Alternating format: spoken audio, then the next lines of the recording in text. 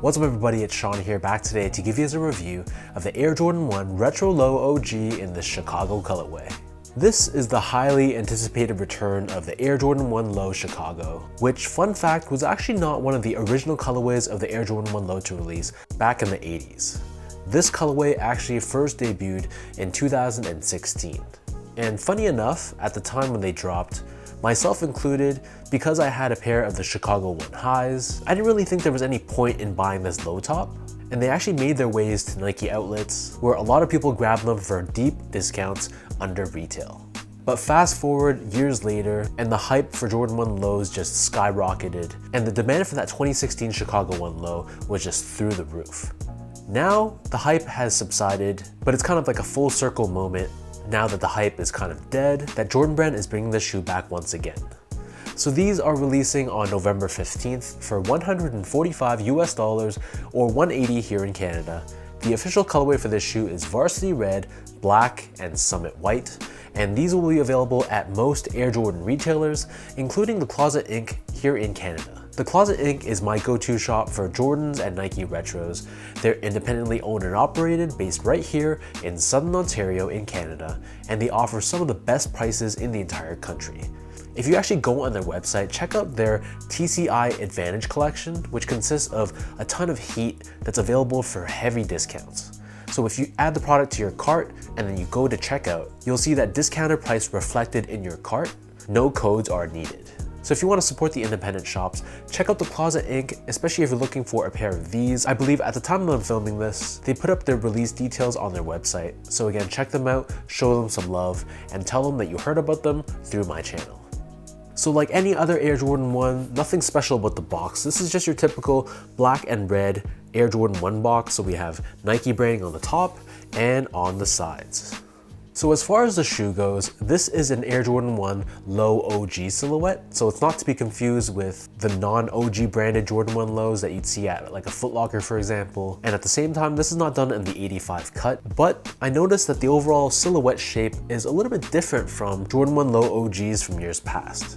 If you just look at the overall silhouette shape, it just looks a little bit tweaked, especially around the heel area where it kind of bulges out a little bit. So I feel like it's kind of like a cross between a traditional Jordan 1 Low OG and a Jordan 85. And like I mentioned earlier, I never owned a pair of the 2016 version, so I can't give you like a head-to-head comparison, but from what I've been hearing, the general consensus seems to be that the 2016 has the more desirable shape, but the 2025 version has better materials.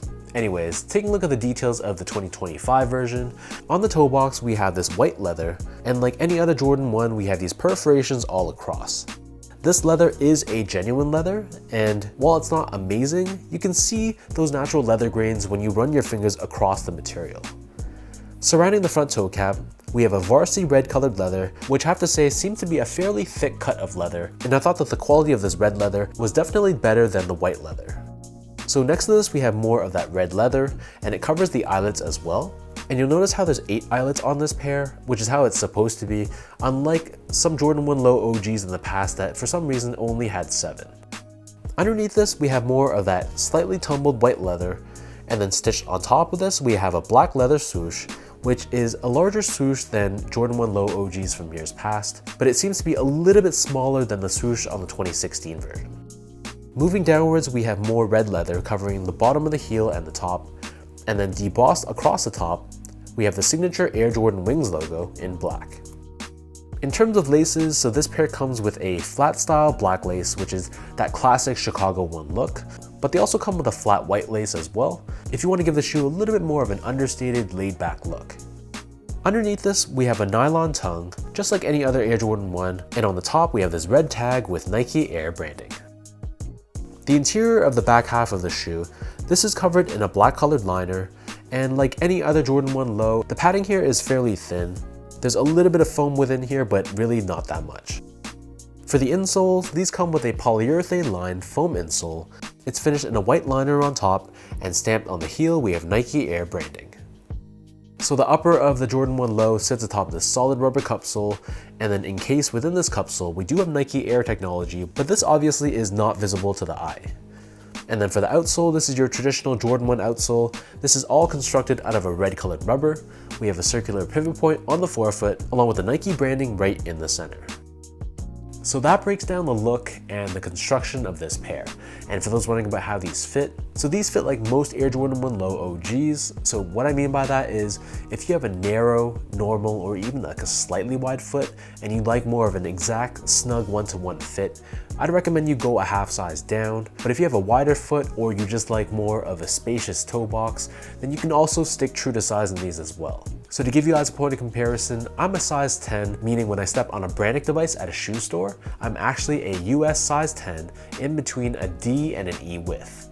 So I wear a size 10 in most Air Jordan 1 highs, and for Jordan 1 lows, I can wear between a 9.5 or a 10, depending on the specific release. So for these, I tried on both sizes. The 9.5 definitely fits better from a length perspective, but I could feel a little bit of pressure around this ball of my foot area right here, as well as around the side pinky toe area too. The size 10, I didn't feel any pressure points whatsoever, but it did run long lengthwise. So it's kind of a pick your poison kind of thing. If you normally go a half size down for Jordan 1 lows, I do the same thing for this pair as well. But if you're someone that just always sticks true to size, then it's better safe than sorry. You can always tighten up the shoe a little bit tighter than wearing a shoe that's gonna be too tight for you.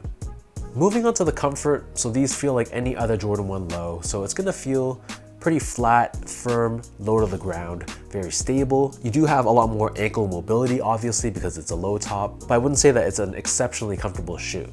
For a casual use sneaker, a shoe from the mid 80s, it's gonna feel fine, but I wouldn't necessarily tell people that this is a very comfortable shoe. It just does the job. It's not gonna be uncomfortable. It's not gonna be comfortable. It is what it is.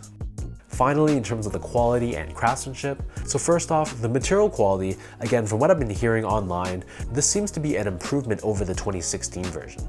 People have been telling me that for their 2016 pairs, once they took a step in that shoe, the toe box immediately creased right across. So I have to say that the material quality on this 2025 version, it really wasn't bad. They utilized genuine leathers all over, and while this white leather isn't the best, you can still see the leather grains when you push your finger across it, and I am a fan of this red leather. I thought it felt pretty decent to the touch. So the materials were fine, the build quality I thought was solid, no major issues on my pairs whatsoever, the stitch job was good, free of any major glue stains, and the panels were consistent and symmetrical between my left and right feet. I know some people aren't crazy about the shape of the shoe, and while the 2016 version may look a little bit better, I'm happy that they upgraded the materials a little bit, and getting these in hand, honestly, I'm not mad about this whatsoever. I think they did a pretty solid job for the Chicago 1 Low.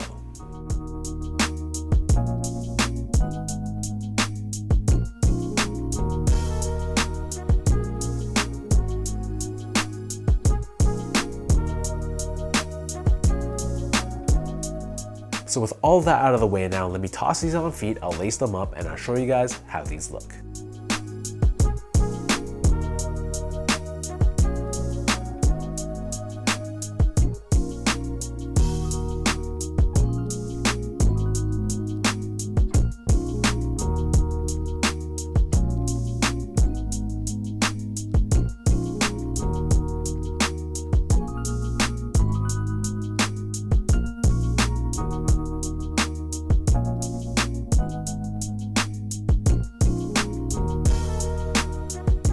All in all, this is a Chicago 1 at the end of the day. So it goes without saying, if you're a big Air Jordan fan, this is probably gonna be a must-have for you when they drop on Saturday.